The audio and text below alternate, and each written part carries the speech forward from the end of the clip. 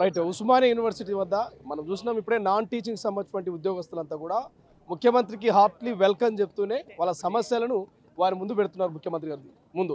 So మాట్లాడే ప్రయత్నం చేద్దాం. తెలంగాణ ఉద్యమకారుడు మందల భాస్కర్ మనతో పాటు, మీరు కూడా సేమ్ యాస్టీస్ నాన్ టీచింగ్ వాళ్ళు లెక్క వెల్కమ్ చెప్తున్నారు, సమస్యలు ముంగల పెడుతున్నారు. ఏంటి ముఖ్య ఉద్దేశం ఏంటి? అసలు యాక్చువల్గా ముఖ్యమంత్రి రేవంత్ రెడ్డి గారు ఈ యూనివర్సిటీకి రావాల్సిన అవసరం ఎందుకు వచ్చిందో కూడా ఆయన పునరాలోచన చేసుకోవాలి. ఎందుకంటే ఈ 2 సంవత్సరాలలో ఈ యొక్క హయ్యర్ ఎడ్యుకేషన్ మీద 10 సార్లు సమీక్ష చేశాడు. 10 పైసలు కూడా యూనివర్సిటీలకు హయ్యర్ ఎడ్యుకేషన్ కేటాయించలే.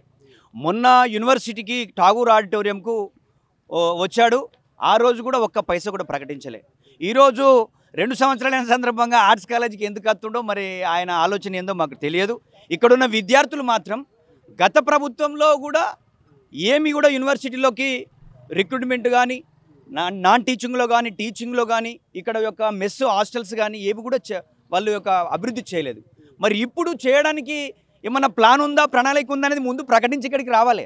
ఆయనని ఇక్కడ మేము దాదాపుగా 2016లో ఇక్కడ ఒక ప్రతిపక్షం ఉండాలని, ఇక్కడున్న నిరుద్యోగులు ఉద్యోగాలు నోటిఫికేషన్ వేయాలని, అదేవిధంగా ప్రభుత్వం యొక్క విధానాలు వ్యతిరేకించాలని మేము ఒక విద్యార్థి జేఏసీ ఆధ్వర్యంలో తెలంగాణ రాష్ట్ర ఉద్యమంలో ఉన్న విద్యార్థి నాయకులం అందరం కూడా మేము ఆయనని ఇక్కడికి జనజాతర పేరిట ఇక్కడికి పిలిచినాం. ఎక్కడ ఆయన నువ్వు టీ షర్ట్ వేయించుకొని జీన్ ప్యాంట్ వేసుకొని ఆయన ఇంటికాని చెడికి తీసుకొచ్చినాం.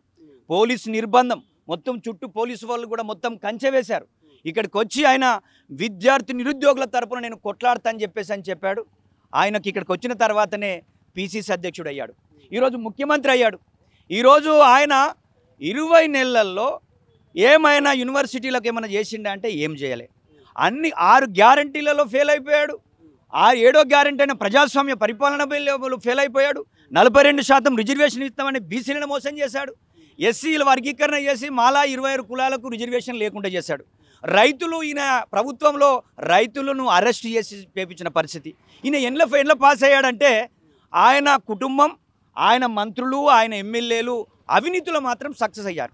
ఒకటి ఫ్యూచర్ సిటీ పేరిట ఒకటి కడతా ఉన్నాడు.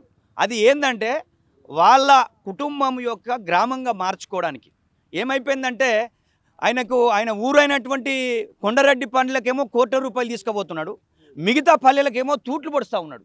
ఇది ప్రజాస్వామ్యానికి మంచిది కాదు. ముఖ్యమంత్రి రేవంత్ రెడ్డి ఆయన తెలంగాణ ఉద్యమం లేడు, తెలంగాణ విషయంలో అవగాహన లేదు. అయినప్పటికీ ఇడికొచ్చి ఇదే ఆర్ట్స్ కాలేజ్ వేదికగా నేను అమరవీరుల స్తూపం కడతానని కూడా చెప్పాడు. ఇంతవరకు దానికి ఊసు లేదు, ఏం లేదు. అప్పుడు ఉన్నటువంటి స్టాన్లీ సురేష్ సార్ లాంటి వాళ్ళ మేమందరం వచ్చి ఇక్కడ ఒక అమరవీరుల స్తూపం కడతామంటే కూడా మేము ల్యాండ్ను కూడా చూడడం జరిగింది. అంటే అవకాశవాద రాజకీయాలు మానుకోవాలని ముఖ్యమంత్రికి చెప్తా ఉన్నాం. ఓడదాటిన తర్వాత ఓడమల్లన్న, ఓడదాటిన తర్వాత బోడమల్లన్న విధంగా కాకుండా ఈ తెలంగాణను అవగాహన చేసుకో. నువ్వు విద్యాశాఖ నీ దగ్గర పెట్టుకున్నావు, విద్యాశాఖ నువ్వు చదువుకోలే, డిగ్రీ కూడా ఎక్కడ ఏ యూనివర్సిటీలు చేసినావు మాకు తెలియదు. కాకపోతే నేను ఏమంటున్నానంటే ఎన్ని డిగ్రీ కాలేజీలు ఉన్నాయి, ఎన్ని పీజీ కాలేజీలు ఉన్నాయి, ఎన్ని యూనివర్సిటీలు ఉన్నాయి, మొదట స్టడీ చేయండి. ఇక్కడికి వచ్చి మొత్తం తెలంగాణలో ఉన్న అన్ని యూనివర్సిటీలను అభివృద్ధి చేయాలి. ఇక్కడ ఉన్నటువంటి ఉద్యోగాలకు సంబంధించి అసిస్టెంట్ ప్రొఫెసర్ నియామకం జరపాలి, నాన్ టీచింగ్ నియామకాలను జరపాలి, 30 సంవత్సరాలుగా పనిచేస్తున్నటువంటి వాళ్ళకు పర్మనెంట్ చేయాలి. ఇవి ఆలోచనలతో ఉంటే మీరు ఉస్మానియాకి వచ్చి మీటింగ్ పెట్టు. ఇక్కడ ఉస్మానియాలో ప్రెస్ మీట్ పెట్టనియరు, మీటింగ్ రానియరు. పూర్వ విద్యార్థులు వస్తే ఇక్కడున్న వాళ్ళను మీరు ఇది అరెస్ట్ చేసి లోపల పెడతారు. మీరు అంతకుముందు ఠాగూర్ ఆడిటోరియంకి వచ్చినప్పుడు ఆ వీసీని పట్టుకొని ఆయన కుమార్ అని మాట్లాడతావు. ఇక్కడ ఆర్ట్స్ కాలేజ్ ప్రిన్సిపాల్ను నేనే నియమించినంటావు. ఆర్ట్స్ కాలేజ్ ప్రిన్సిపాల్ నువ్వు నియమించవా, వీసీ నియమిస్తాడు. ఇవి కూడా అవగాహన లేకపోతే ఎట్లా? ప్రతి ఇనుప కంచెలొద్దు, పోలీసులు వద్దు, ఎవరొద్దు, ప్రశాంతమైన వాతావరణంలో విద్యార్థుల సమస్యలు వింట మళ్ళీ వస్తా అన్నాడు. 2వ సారి వస్తున్నాడు. నిజంగా ఈ నిర్బంధం లేకుండా వచ్చే అవకాశం ఉందంటారా? ఇప్పుడు నేనేమంటున్నానంటే ప్రగతి భవన్ ఇనుప కంచెలు తీసేసినావు. నువ్వు ఆర్ట్స్ కాలేజీకి ఠాగూర్ ఆడిటోరియంకి వచ్చినప్పుడు ఇనుప కంచెలు పెట్టినావా లేదా? మరి ఎందుకు నువ్వు ప్రగతి భవన్లు ఉంటలేవు? ఎందుకు నువ్వు నీ సొంత ఇంట్లో ఉంటున్నావు? ఇవన్నీ ప్రజలు చూస్తలేరు అనుకుంటున్నావా? ఏదైనా మన క్రియ జరగాలన్నా, వ్యాపారాలు జరగాలన్నా అక్కడ అందుబాటులో ఉంటుంది కాబట్టి అక్కడ ఉంటున్నామని ప్రజలందరూ అనుకుంటున్నారు. మేం కాదు. దీనిపై నువ్వు ఆలోచన చేయాలి. ప్రజాప్రభుత్వం అంటే ఏంది? ప్రజలకు జవాబుదారితనం ఉండాలండి. మాటలు ఒక దిక్కు తిరుగుండి పని విధానం చూస్తూ ఉన్నారు కదా.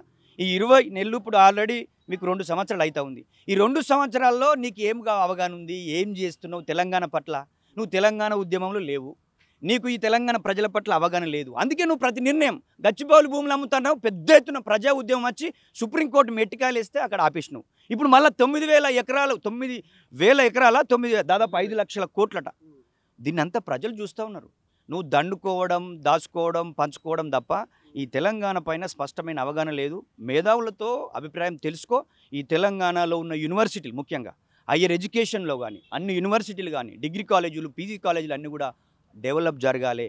నూతన కోర్సులను ఇంట్రడ్యూస్ చేయాలి. ఇక్కడ చదువుకున్న వాళ్ళుగా తెలంగాణ రాష్ట్రం తెచ్చిన వాళ్ళుగా 150 కేసులు పెట్టుకొని జైలు జీవితాన్ని గడిపిన విద్యార్థులుగా పూర్వ విద్యార్థులుగా చెప్తా ఉన్నాం. నువ్వు ఏదో కళ్ళబొల్లి మాటలు చెప్పి బూతులు తిట్టి ప్రతిపక్ష బలం తిట్టిపోతుంటే ఊకుండే ప్రసక్తే లేదు. మీరు గత ప్రభుత్వంలో ఉన్నటువంటి టీఆర్ఎస్ హయాంలో ఏమైపోయిందంటే నాశనం అయితే ఇలా సర్వనాశనం అయిపోయింది కాంగ్రెస్ పార్టీ హయాంలో. ఇదే మేము గుర్తు చేయదలుచుకున్నాం. మా విద్యార్థుల తరపున నిరుద్యోగుల తరపున ఉద్యమిస్తాం. వచ్చే ముఖ్యమంత్రి గారు మిమ్మల్ని అడ్డుకోవడానికి మా మాల సంఘాలు మాల విద్యార్థులు సిద్ధంగా ఉన్నాయి. ఎందుకంటే వర్గీకరణ చేసి మాకు అన్యాయం చేసినామని చెప్పేసి అని దాని మీద కూడా నువ్వు ఆలోచన చేసుకో. ఏం చెప్పాలనో ఇక్కడికి వచ్చి చెప్పిపో. భవిష్యత్తులో చాలా తీవ్ర పరిణామాలు ఉంటాయనే విషయాన్ని కూడా గుర్తు చేస్తా ఉన్నాం. 7వ తారీఖు మన ముఖ్యమంత్రి గారు రావడాన్ని మేము స్వాగతిస్తూనే ఈ మాల స్టూడెంట్ జేఏసీ తరఫున మా ఎస్సీ వర్గీకరణ చేయడం వల్ల ఈ 6 నెలల కాలంలో మా మాల సామాజిక వర్గానికి సంబంధించిన విద్యార్థులు నిరుద్యోగులు విద్యావకాశాలలో కానీ ఉద్యోగ అవకాశాల్లో అలాగే ప్రమోషన్లలో కూడా తీవ్రంగా నష్టపోయారు. మొత్తానికే తుడిచిపెట్టుకపోయారు. మాకు ఎటువంటి అవకాశాలు లేకుండా పోయినాయి. ఈ ఉద్యోగ అవకాశాలలో కూడా మొన్న ఈ శాతవాహన యూనివర్సిటీలో కానీ మొన్న ఆర్టీసీలో కానీ అంతకుముందుకు మొన్న ఫోరెన్సిక్ సైన్స్లో కానీ డెంటల్ సర్జన్ అసిస్టెంట్ సర్జన్లో కానీ మా ప్రాతినిధ్యమే లేకుండా పోయింది. మొత్తానికే జీరో. అంటే మా మాల సామాజిక వర్గానికి నువ్వు చేసిన కక్షపూరితమైన చర్య వల్ల ఎంతటి నష్టం జరుగుతుందో ఒక్కసారి ఆలోచించాలి. అలాగే ఈ ఫీజు రియంబర్స్మెంట్ల వల్ల మా మాల సామాజిక వర్గ విద్యార్థులు కూడా ఉన్నారు. అందులో చాలామంది తీవ్ర మనోవేదనకు గురవుతారు. ఎందుకంటే ఈ ప్రైవేట్ కాలేజీలు కానీ మిగతా కాలేజీలలో ఏమైతే ఉన్నది రియంబర్స్మెంట్ రాక ఫీజులు కడితేనే సర్టిఫికేట్లు ఇచ్చే పరిస్థితి ఉన్నది. హైయర్ ఎడ్యుకేషన్ పోదామంటే మొన్న బీఈడీ అడ్మిషన్ల టైంలో రియంబర్స్మెంట్లు రాక బీఈడీలో జాయిన్ అయిదామంటే సర్టిఫికెట్లు లేక అడ్మిషన్లు కోల్పోయిన వాళ్ళు చాలామంది ఉన్నారు. అలాగే మీరు ఇంకొకటి కొత్త విధానాన్ని తీసుకొచ్చారు. డైరెక్ట్గా ఈ మన ఫీజు రియంబర్స్మెంట్ అనేది స్టూడెంట్ అకౌంట్లో వేయడం కూడా కరెక్ట్ అయిన పద్ధతి కాదు. ఎందుకంటే దానివల్ల ముందస్తుగా ఈ పేద విద్యార్థులతోటి కాలేజీలు ఫీజులు కట్టించుకోవడం వల్ల కూడా అడ్మిషన్లలో అంటే అందరి విద్యార్థుల కంటే ఎక్కువ మా మాల సామాజిక విద్యార్థులు ఇంత దారుణంగా నష్టపోవడానికి అంటే ఎందుకు మరి మా మీద మీ గత సంవత్సరం నుంచి సంవత్సర కాలంలో ఉస్మానియా యూనివర్సిటీ వేదికగా విద్యార్థులుగా నిరుద్యోగులుగా మేమందరం ఒక సంవత్సర కాలం నుంచి కొన్ని వందల మేము ప్రెస్ మీట్లు పెట్టినాం, కొన్ని వందల వినతి పత్రాలు ఇచ్చినాం.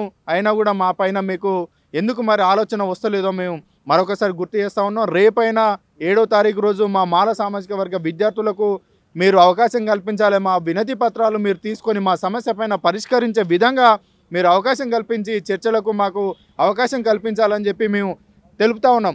మీరు అవకాశం కల్పించని తరుణంలో మిమ్మల్ని మాత్రం అడ్డుకుంటాం. మా ప్రాణ త్యాగానికైనా సిద్ధంగా ఉంటాం. మా జాతి కోల్పోతూ ఉంది. ఒక్కరైనా పర్లేదు, మా జాతి అవకాశాలు కోల్పోతుంది. మా జాతి భవిష్యత్తు తుడిచిపెట్టుకపోయే ప్రమాదంలో ఉన్నప్పుడు మేము దేనికైనా సిద్ధపడతామని చెప్పి మేము తెలియజేస్తూ ఉన్నాం. Thank you so much. ఇది మొత్తం మీద ఉస్మానియా యూనివర్సిటీకి ముఖ్యమంత్రి రేవంత్ రెడ్డి రాకను వెల్కమ్ చెప్తున్నారు. బట్ సమస్యల మీద మాట్లాడండి, సమస్యలకు సొల్యూషన్ చెప్పండి, మా వినతులను స్వీకరించినట్టు చెప్తున్నటువంటి పరిస్థితి. బట్ చూద్దాం ఏం జరుగుతుంది. బట్ ఇనుప కంచెలు లేకుండా పోలీసు భద్రత లేకుండా ఒక్కనే వస్తా అంటూ గతంలో మాట ఇచ్చిండు. మాట మేరకు రెండవసారి ముఖ్యమంత్రి రేవంత్ రెడ్డి ఈ నెల 7వ తారీఖున ఉస్మానియా యూనివర్సిటీకి రాబోతున్నారు. ఏం జరగబోతున్నది, ఎట్లా ఉండబోతుంది అనేది చూడాల్సిన అవసరం. కెమెరా పర్సన్ అజయ్తో శ్రీశైలం, తొలి వెలుగు, ఉస్మానియా యూనివర్సిటీ. అసలైన తొలి వెలుగు. ఫాలో వాట్సాప్ @తొలి వెలుగు official.